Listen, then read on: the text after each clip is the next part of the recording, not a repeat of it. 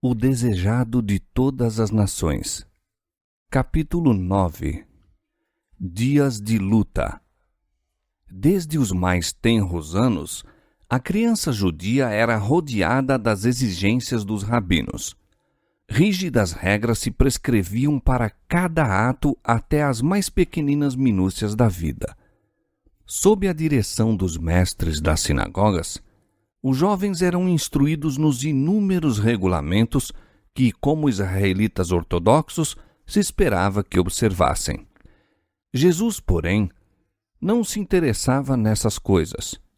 Desde a infância agia independentemente das leis dos rabinos. As Escrituras do Velho Testamento eram seu constante estudo e as palavras "Assim diz o Senhor" lhe estavam sempre nos lábios. À medida que as condições do povo começaram a ser patentes a seu espírito, viu que as exigências da sociedade e as de Deus se achavam em constante conflito. Os homens se estavam afastando da palavra de Deus e exaltando teorias de sua própria invenção.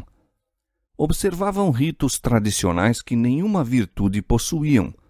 Seu culto era simples rotina de cerimônias. As sagradas verdades que se destinavam a ensinar achavam-se ocultas aos adoradores. Via Jesus que, em seus serviços destituídos de fé, não encontravam paz. Não conheciam a liberdade de espírito que lhes adviria de servir a Deus em verdade. Jesus viera para ensinar a significação do culto de Deus e não podia sancionar a mistura de exigências humanas com os divinos preceitos. Não atacava os preceitos ou práticas dos doutos mestres, mas, quando o reprovavam por seus próprios hábitos simples, apresentava a palavra de Deus em justificação de sua conduta. Por todos os meios brandos e submissos, procurava Jesus agradar àqueles com quem estava em contato. Por ser tão amável, nunca estorvando a ninguém, os escribas e anciãos julgavam que seria facilmente influenciado por seus ensinos. Insistiam com ele para que aceitasse as máximas e tradições que haviam sido transmitidas dos antigos rabis, mas Jesus pedia para as mesmas a autorização da Santa Escritura. Estava pronto a ouvir toda a palavra que sai da boca de Deus. Não podia, entretanto, obedecer às invenções dos homens.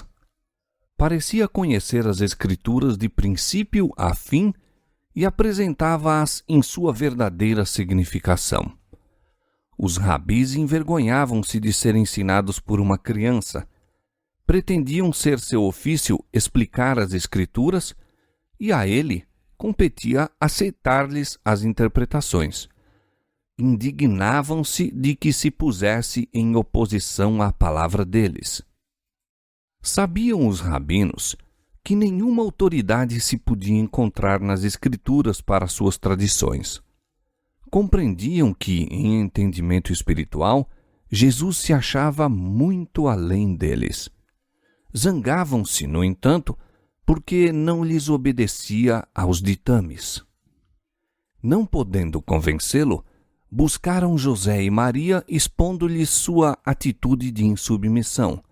Assim sofreu ele repreensão e censura. Desde muito tenra idade, começara Jesus a agir por si na formação de seu caráter e nem mesmo o respeito e amor aos pais o podiam desviar de obedecer à palavra de Deus. Está escrito, era sua razão para cada ato que destoasse dos costumes domésticos. A influência dos rabinos, porém, tornou-lhe amarga a vida. Mesmo na mocidade, teve que aprender a dura lição do silêncio e da paciência no sofrimento. Seus irmãos, como eram chamados os filhos de José, tomavam o lado dos rabinos. Insistiam em que a tradição deveria ser atendida como se fossem ordens divinas. Consideravam até os preceitos dos homens como mais altos que a palavra de Deus e ficavam sobremaneira aborrecidos com a clara penetração de Jesus em distinguir entre o falso e o verdadeiro.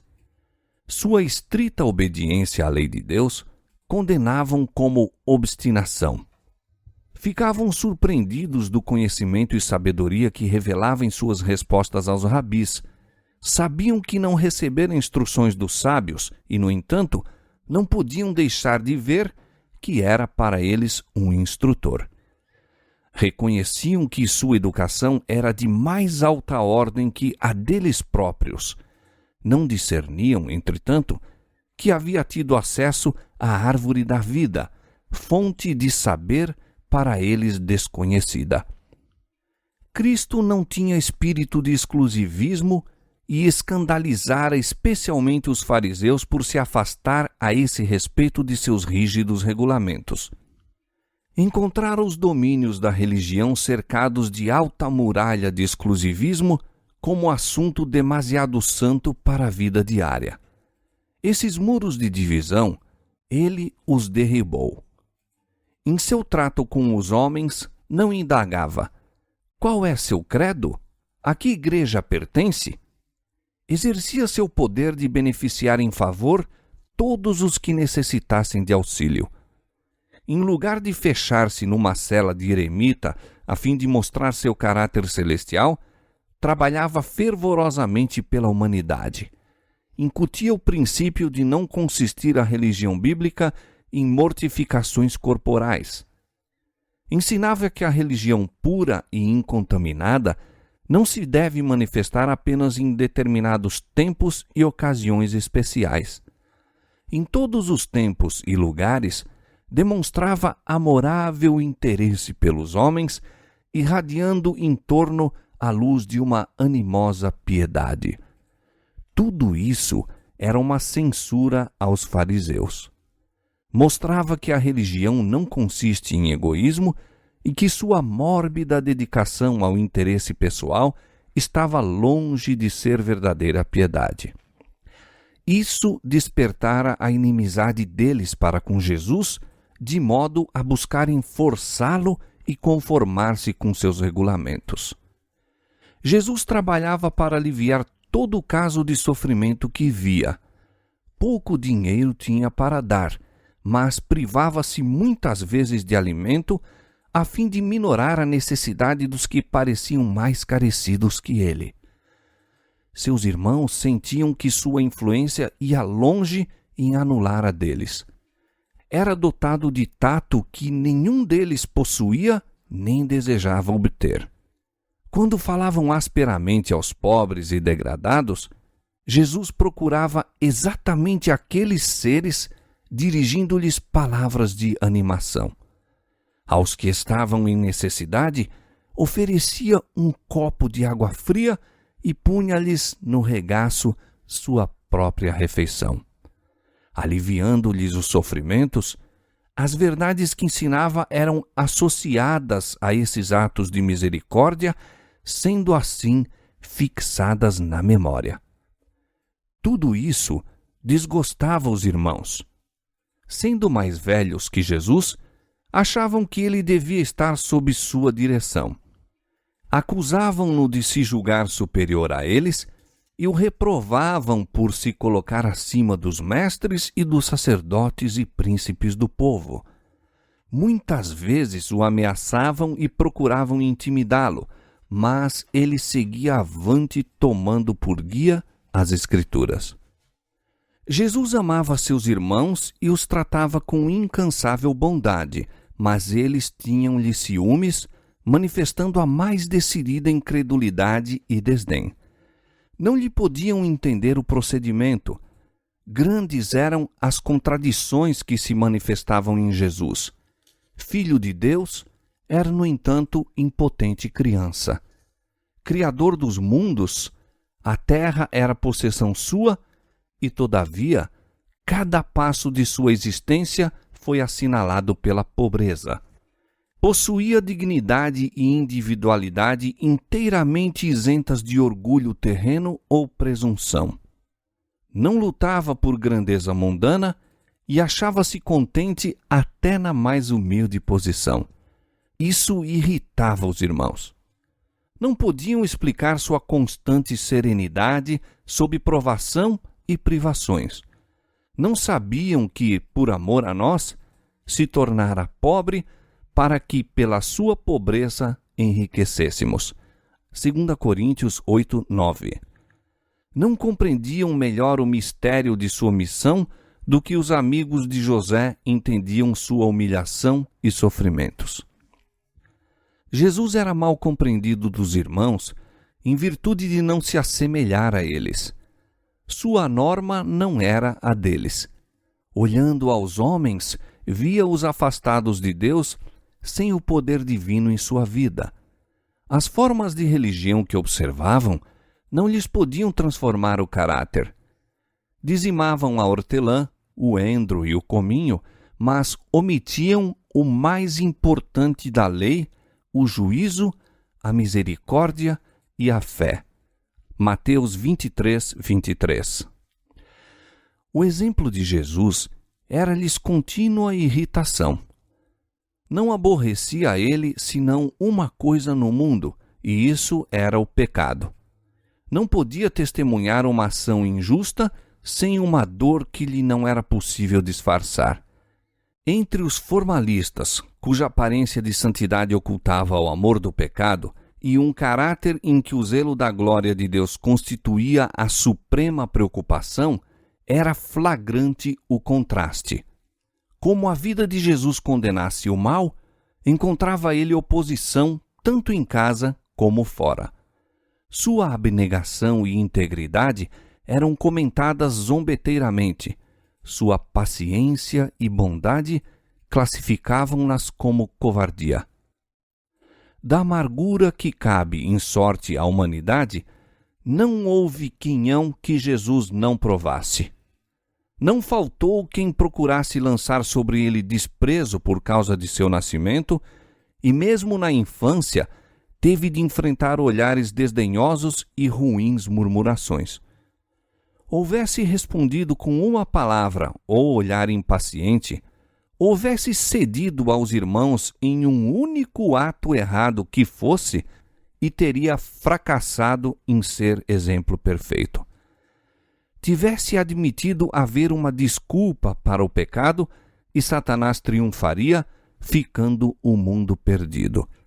Foi por isso que o tentador trabalhou para tornar-lhe a vida o mais probante possível, a fim de que fosse levado a pecar. Para cada tentação, porém, tinha uma única resposta: está escrito. Raramente censurava qualquer mau procedimento dos irmãos, mas tinha uma palavra de Deus para lhes dirigir. Era frequentemente acusado de covardia por negar-se a unir-se-lhes em algum ato proibido. Sua resposta, no entanto, era: está escrito, o temor do Senhor é a sabedoria, e o apartar-se do mal é a inteligência. Jó 28, 28. Alguns haviam que o buscavam, sentindo-se em paz em sua presença. Muitos, no entanto, o evitavam, pois se sentiam reprovados por sua vida imaculada. Os jovens companheiros insistiam em que fizesse como eles. Jesus era inteligente e animoso. Gostavam de sua companhia e aceitavam-lhe as prontas sugestões. Mas impacientavam-se com seus escrúpulos e declaravam-no estrito e rígido. Jesus respondia: está escrito, como purificará o mancebo o seu caminho? Observando-o conforme a tua palavra. Escondi a tua palavra no meu coração, para eu não pecar contra ti. Salmo 119, verso 11. Perguntavam-lhe muitas vezes: por que te aplicas a ser tão singular, tão diferente de todos nós? Está escrito, dizia ele, bem-aventurados os que trilham caminhos retos e andam na lei do Senhor. Bem-aventurados os que guardam os seus testemunhos e o buscam de todo o coração, e não praticam iniquidade, mas andam em seus caminhos. Quando interrogado acerca do motivo por que não tomava parte nos frívolos passatempos dos jovens de Nazaré, dizia: está escrito: folgo mais com o caminho dos teus testemunhos do que com todas as riquezas. Em teus preceitos meditarei e olharei para os teus caminhos. Recriar-me-ei nos teus estatutos. Não me esquecerei da tua palavra. Salmo 119, versos 14 a 16. Jesus não contendia por seus direitos. Muitas vezes, por ser voluntário e não se queixar, seu trabalho era tornado desnecessariamente penoso. No entanto, não fracassava nem ficava desanimado. Vivia acima dessas dificuldades como a luz da face de Deus. Não se vingava quando rudemente tratado, mas sofria com paciência o insulto. Repetidamente lhe era perguntado: por que te submetes a tão maligno tratamento até de teus irmãos? Está escrito, dizia: filho meu, não te esqueças da minha lei e o teu coração guarde os meus mandamentos, porque eles aumentarão os teus dias e te acrescentarão anos de vida e paz. Não te desamparem a benignidade e a fidelidade. Ata-as ao teu pescoço, escreve-as na tábua do teu coração, e acharás graça e bom entendimento aos olhos de Deus e dos homens. Provérbios capítulo 3, versos 1 a 4. Desde a ocasião em que os pais de Jesus o acharam no templo, seu modo de agir foi para eles mistério. Ele não entrava em discussão, todavia o exemplo que dava era uma lição constante.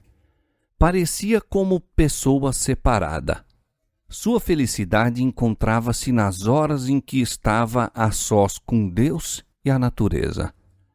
Sempre que lhe era concedido esse privilégio, afastava-se do cenário de seus labores e ia para o campo a meditar nos verdes vales, a entreter comunhão com Deus na encosta da montanha ou entre as árvores da floresta. O alvorecer frequentemente o encontrava em qualquer lugar retirado, meditando, examinando as Escrituras ou em oração. Dessas horas quietas, voltava para casa a fim de retomar seus deveres e dar exemplos de paciente labor. A vida de Cristo foi assinalada pelo respeito e o amor à sua mãe. Maria acreditava em seu coração que a santa criança dela nascida era o tão longamente prometido Messias. Não ousava, entretanto, exprimir essa fé. Foi através de sua existência terrestre uma partilhadora dos sofrimentos do Filho. Com dor testemunhava as provações que lhe sobrevinham na infância e juventude. Por justificar o que sabia ser direito em seu procedimento, via-se ela própria em posições probantes. Considerava as relações domésticas e a terna solicitude da mãe em torno dos filhos de vital importância na formação do caráter. Os filhos e filhas de José sabiam isto e, prevalecendo-se de sua ansiedade, procuravam corrigir as atitudes de Jesus segundo norma deles. Maria argumentava muitas vezes com Jesus e insistia em que se conformasse com os usos dos rabis. Ele, porém, não podia ser persuadido a mudar seus hábitos de contemplar as obras de Deus e buscar aliviar os sofrimentos dos homens ou mesmo dos mudos animais. Quando os sacerdotes e mestres solicitavam o auxílio de Maria em dirigir Jesus, ficava grandemente perturbada. O coração tranquilizava-se-lhe, porém, quando ele lhe apresentava as declarações das Escrituras em apoio de seu proceder. Por vezes, ela vacilava entre Jesus e seus irmãos, que não criam ser ele o enviado de Deus. No entanto, abundantes eram as provas de ser divino o seu caráter. Ela o via sacrificar-se pelo bem dos outros. Sua presença criava em casa uma atmosfera mais pura e sua vida era como um fermento operando entre os elementos da sociedade. Inocente e incontaminado, andava ele entre os irrefletidos, os rudes, os descorteses, entre os injustos publicanos, os negligentes pródigos, os iníquos samaritanos, os soldados pagãos, os rústicos camponeses e a multidão mista. Dirigia aqui e ali uma palavra de simpatia ao ver criaturas fatigadas, vergadas ao peso de duras cargas. Partilhava de seus fardos e revelava-lhes as lições que aprendera da natureza acerca do amor, da benevolência e bondade de Deus. Ensinava a todos a se considerarem dotados de preciosos talentos, os quais, se devidamente empregados, lhes adquiririam riquezas eternas. Extirpava da vida toda a vaidade, ensinando também pelo próprio exemplo que cada momento de tempo se acha carregado de resultados eternos, que deve ser apreciado como um tesouro e empregado para fins santos. Não considerava ninguém indigno, mas buscava aplicar a toda a alma o remédio salvador. Em qualquer companhia que se encontrasse, apresentava uma lição adequada ao tempo e às circunstâncias. Buscava inspirar a esperança nos mais ásperos e menos prometedores, dando-lhes a certeza de que se podiam tornar irrepreensíveis e inocentes, adquirindo caráter que demonstraria serem eles filhos de Deus. Encontrava frequentemente pessoas que haviam flutuado à mercê de Satanás e não possuíam forças para romper-lhe as malhas. A essas almas, desanimadas, enfermas, tentadas e caídas, Jesus costumava dirigir palavras da mais terna compaixão, palavras cuja necessidade era sentida e que podiam ser apreciadas. Outros deparava ele que se achavam empenhados em renhida luta contra o adversário das almas. A esses animava a perseverar, assegurando-lhes que haviam de vencer, pois tinham a seu lado anjos de Deus que lhes dariam a vitória. Aqueles a quem assim ajudava convenciam-se de que havia alguém em quem podia confiar plenamente. Ele não trairia os segredos que lhe desafogassem nos compassivos ouvidos. Jesus era o médico do corpo da mesma maneira que o era da alma. Interessava-se em todos os aspectos de sofrimento que se lhe apresentavam e proporcionava alívio a todos, havendo em suas palavras o efeito de um bálsamo suavizador. Ninguém podia dizer que se houvesse operado um milagre, mas virtude, o poder curativo do amor, dele saía para os enfermos e aflitos. Assim, de maneira discreta, trabalhava pelo povo já desde a infância, e foi por isso que, ao começar seu ministério público, tantos havia que o escutavam alegremente. Todavia, Jesus atravessou sozinho a infância, a mocidade e os anos varonis.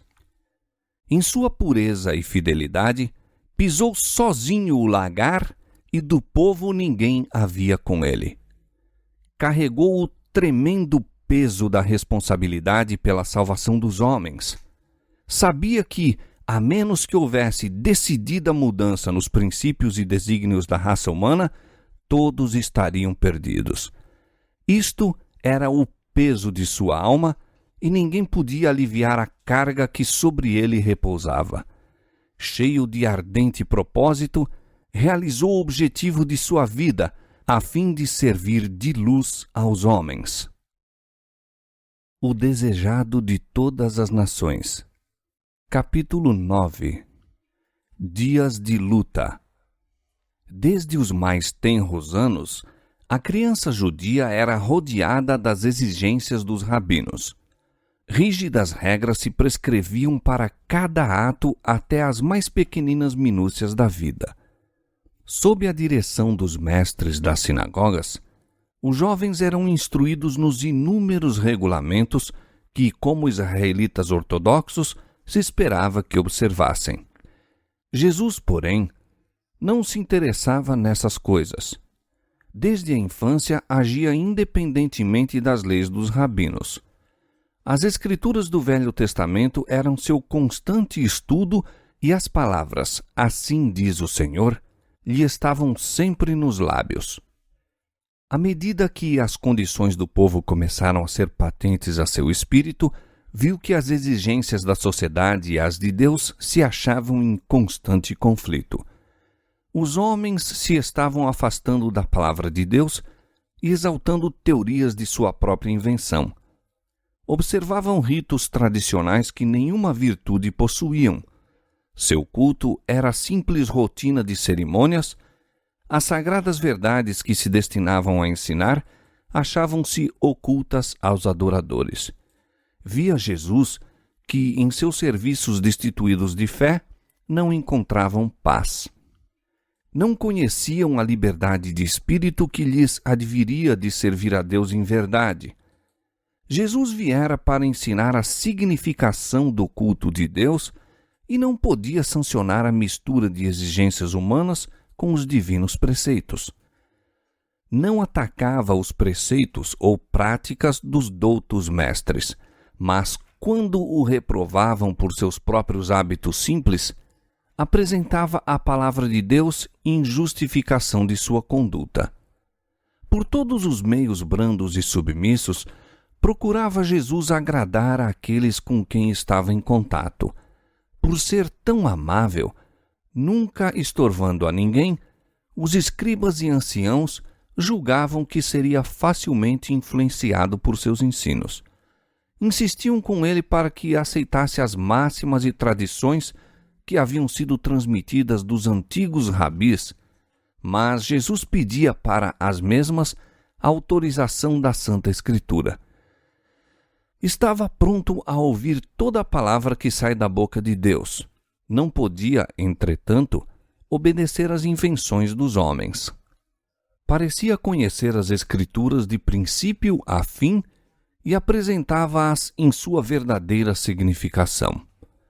Os rabis envergonhavam-se de ser ensinados por uma criança.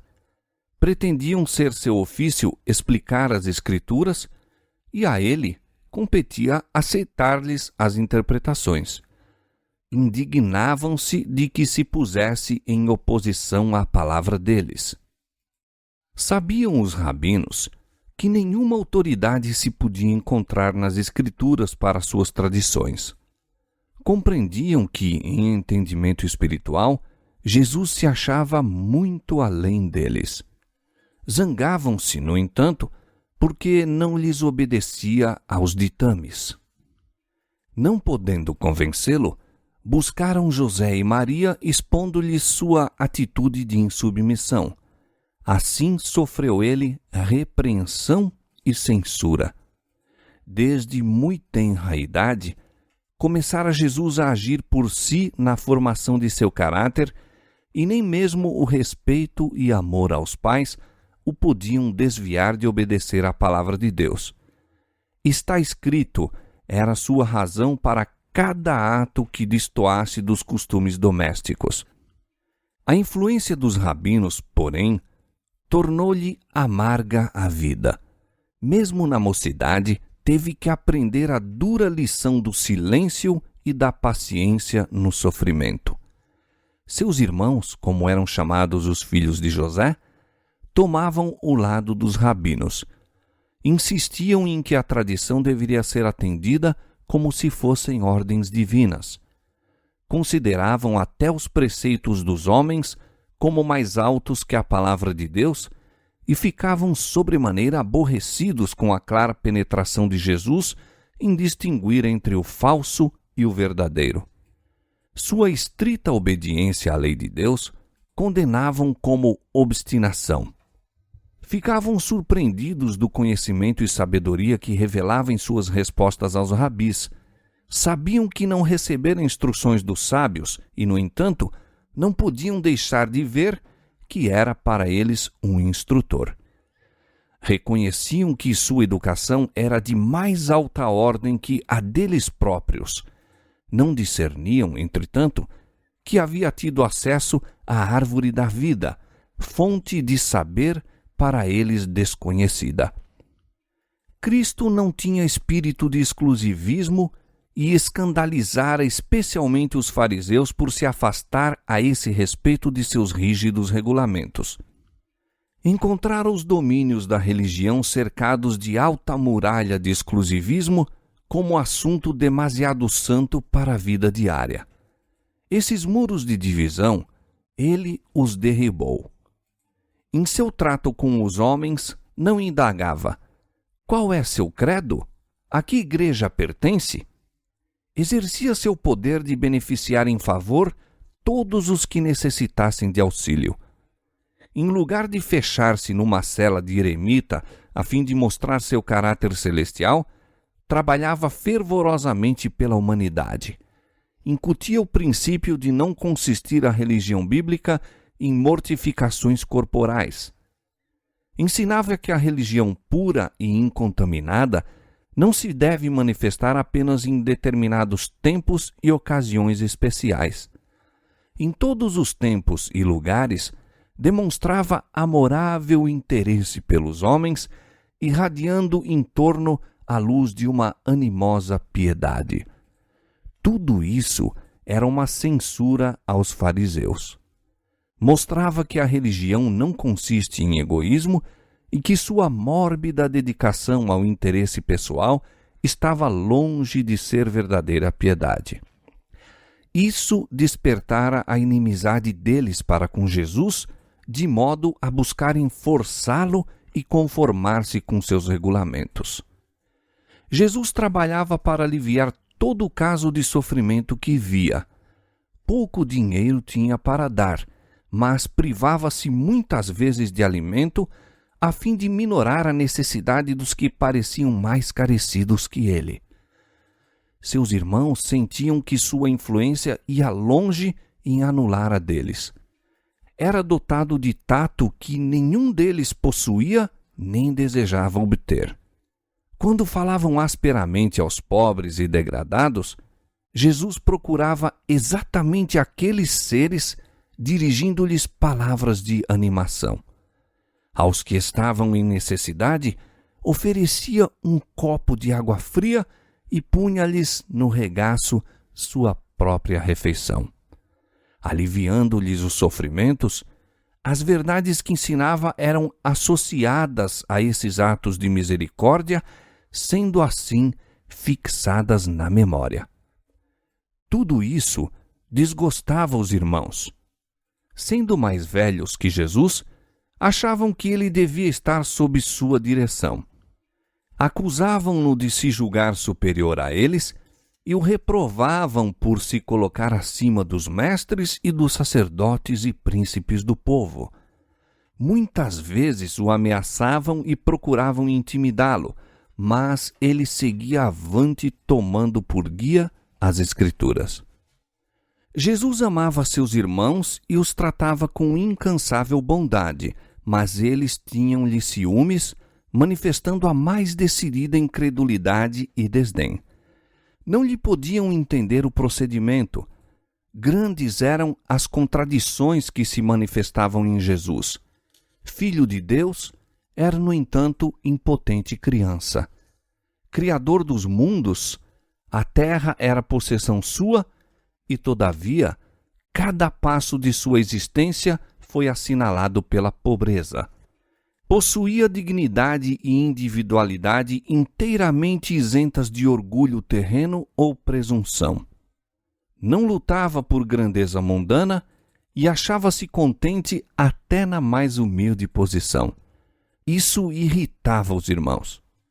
Não podiam explicar sua constante serenidade sob provação e privações. Não sabiam que, por amor a nós, se tornara pobre para que pela sua pobreza enriquecêssemos. 2 Coríntios 8, 9. Não compreendiam melhor o mistério de sua missão do que os amigos de José entendiam sua humilhação e sofrimentos. Jesus era mal compreendido dos irmãos em virtude de não se assemelhar a eles. Sua norma não era a deles. Olhando aos homens, via-os afastados de Deus sem o poder divino em sua vida. As formas de religião que observavam não lhes podiam transformar o caráter.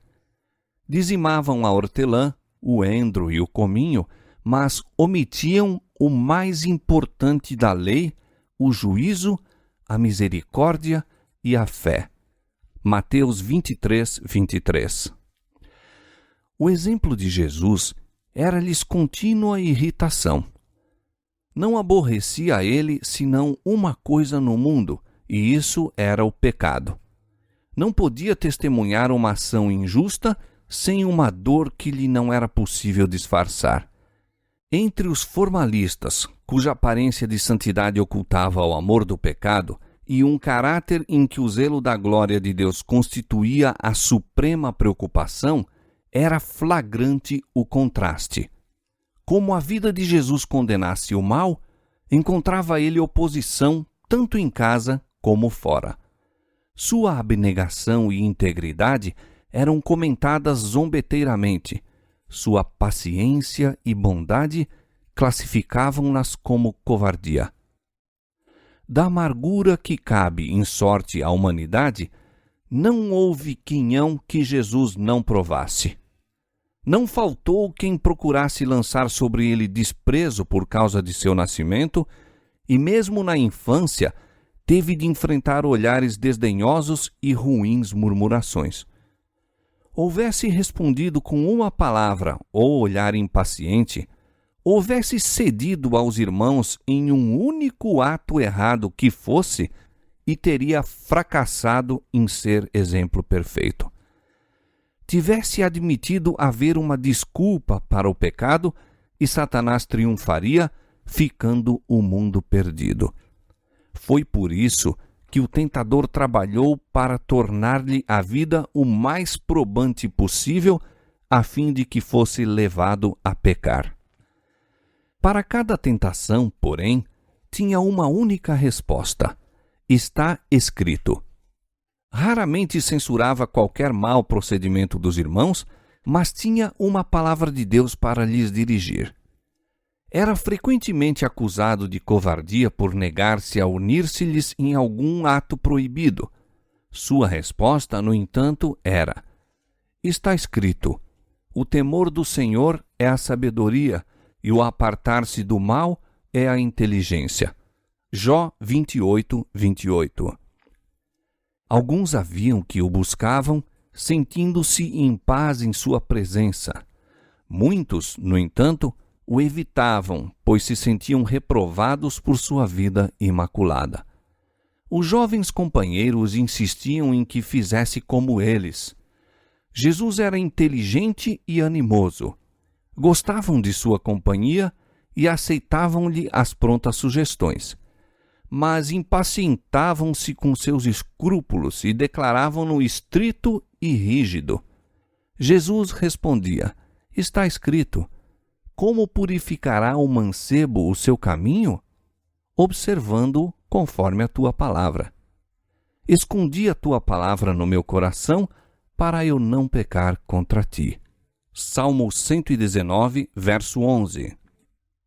Perguntavam-lhe muitas vezes: por que te aplicas a ser tão singular, tão diferente de todos nós? Está escrito, dizia ele, bem-aventurados os que trilham caminhos retos e andam na lei do Senhor. Bem-aventurados os que guardam os seus testemunhos e o buscam de todo o coração, e não praticam iniquidade, mas andam em seus caminhos. Quando interrogado acerca do motivo por que não tomava parte nos frívolos passatempos dos jovens de Nazaré, dizia: está escrito, folgo mais com o caminho dos teus testemunhos do que com todas as riquezas. Em teus preceitos meditarei e olharei para os teus caminhos. Recriar-me-ei nos teus estatutos. Não me esquecerei da tua palavra. Salmo 119, versos 14 a 16. Jesus não contendia por seus direitos. Muitas vezes, por ser voluntário e não se queixar, seu trabalho era tornado desnecessariamente penoso. No entanto, não fracassava nem ficava desanimado. Vivia acima dessas dificuldades como a luz da face de Deus. Não se vingava quando rudemente tratado, mas sofria com paciência o insulto. Repetidamente lhe era perguntado: por que te submetes a tão maligno tratamento até de teus irmãos? Está escrito, dizia: filho meu, não te esqueças da minha lei e o teu coração guarde os meus mandamentos, porque eles aumentarão os teus dias e te acrescentarão anos de vida e paz. Não te desamparem a benignidade e a fidelidade. Ata-as ao teu pescoço, escreve-as na tábua do teu coração, e acharás graça e bom entendimento aos olhos de Deus e dos homens. Provérbios capítulo 3, versos 1 a 4. Desde a ocasião em que os pais de Jesus o acharam no templo, seu modo de agir foi para eles mistério. Ele não entrava em discussão, todavia o exemplo que dava era uma lição constante. Parecia como pessoa separada. Sua felicidade encontrava-se nas horas em que estava a sós com Deus e a natureza. Sempre que lhe era concedido esse privilégio, afastava-se do cenário de seus labores e ia para o campo a meditar nos verdes vales, a entreter comunhão com Deus na encosta da montanha ou entre as árvores da floresta. O alvorecer frequentemente o encontrava em qualquer lugar retirado, meditando, examinando as Escrituras ou em oração. Dessas horas quietas, voltava para casa a fim de retomar seus deveres e dar exemplos de paciente labor. A vida de Cristo foi assinalada pelo respeito e o amor à sua mãe. Maria acreditava em seu coração que a santa criança dela nascida era o tão longamente prometido Messias. Não ousava, entretanto, exprimir essa fé. Foi através de sua existência terrestre uma partilhadora dos sofrimentos do Filho. Com dor testemunhava as provações que lhe sobrevinham na infância e juventude. Por justificar o que sabia ser direito em seu procedimento, via-se ela própria em posições probantes. Considerava as relações domésticas e a terna solicitude da mãe em torno dos filhos de vital importância na formação do caráter. Os filhos e filhas de José sabiam isto e, prevalecendo-se de sua ansiedade, procuravam corrigir as atitudes de Jesus segundo norma deles. Maria argumentava muitas vezes com Jesus e insistia em que se conformasse com os usos dos rabis. Ele, porém, não podia ser persuadido a mudar seus hábitos de contemplar as obras de Deus e buscar aliviar os sofrimentos dos homens ou mesmo dos mudos animais. Quando os sacerdotes e mestres solicitavam o auxílio de Maria em dirigir Jesus, ficava grandemente perturbada. O coração tranquilizava-se-lhe, porém, quando ele lhe apresentava as declarações das Escrituras em apoio de seu proceder. Por vezes, ela vacilava entre Jesus e seus irmãos, que não criam ser ele o enviado de Deus. No entanto, abundantes eram as provas de ser divino o seu caráter. Ela o via sacrificar-se pelo bem dos outros. Sua presença criava em casa uma atmosfera mais pura e sua vida era como um fermento operando entre os elementos da sociedade. Inocente e incontaminado, andava ele entre os irrefletidos, os rudes, os descorteses, entre os injustos publicanos, os negligentes pródigos, os iníquos samaritanos, os soldados pagãos, os rústicos camponeses e a multidão mista. Dirigia aqui e ali uma palavra de simpatia ao ver criaturas fatigadas, vergadas ao peso de duras cargas. Partilhava de seus fardos e revelava-lhes as lições que aprendera da natureza acerca do amor, da benevolência e bondade de Deus. Ensinava a todos a se considerarem dotados de preciosos talentos, os quais, se devidamente empregados, lhes adquiririam riquezas eternas. Extirpava da vida toda a vaidade, ensinando também pelo próprio exemplo que cada momento de tempo se acha carregado de resultados eternos, que deve ser apreciado como um tesouro e empregado para fins santos. Não considerava ninguém indigno, mas buscava aplicar a toda a alma o remédio salvador. Em qualquer companhia que se encontrasse, apresentava uma lição adequada ao tempo e às circunstâncias. Buscava inspirar a esperança nos mais ásperos e menos prometedores, dando-lhes a certeza de que se podiam tornar irrepreensíveis e inocentes, adquirindo caráter que demonstraria serem eles filhos de Deus.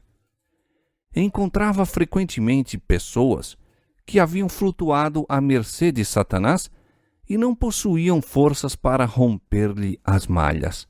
A essas almas, desanimadas, enfermas, tentadas e caídas, Jesus costumava dirigir palavras da mais terna compaixão, palavras cuja necessidade era sentida e que podiam ser apreciadas. Outros deparava ele que se achavam empenhados em renhida luta contra o adversário das almas. A esses animava a perseverar, assegurando-lhes que haviam de vencer, pois tinham a seu lado anjos de Deus que lhes dariam a vitória. Aqueles a quem assim ajudava convenciam-se de que havia alguém em quem podia confiar plenamente. Ele não trairia os segredos que lhe desafogassem nos compassivos ouvidos. Jesus era o médico do corpo da mesma maneira que o era da alma. Interessava-se em todos os aspectos de sofrimento que se lhe apresentavam e proporcionava alívio a todos, havendo em suas palavras o efeito de um bálsamo suavizador. Ninguém podia dizer que se houvesse operado um milagre, mas virtude, o poder curativo do amor, dele saía para os enfermos e aflitos. Assim, de maneira discreta, trabalhava pelo povo já desde a infância, e foi por isso que, ao começar seu ministério público, tantos havia que o escutavam alegremente. Todavia, Jesus atravessou sozinho a infância, a mocidade e os anos varonis. Em sua pureza e fidelidade, pisou sozinho o lagar e do povo ninguém havia com ele. Carregou o tremendo peso da responsabilidade pela salvação dos homens. Sabia que, a menos que houvesse decidida mudança nos princípios e desígnios da raça humana, todos estariam perdidos. Isto era o peso de sua alma e ninguém podia aliviar a carga que sobre ele repousava. Cheio de ardente propósito, realizou o objetivo de sua vida, a fim de servir de luz aos homens.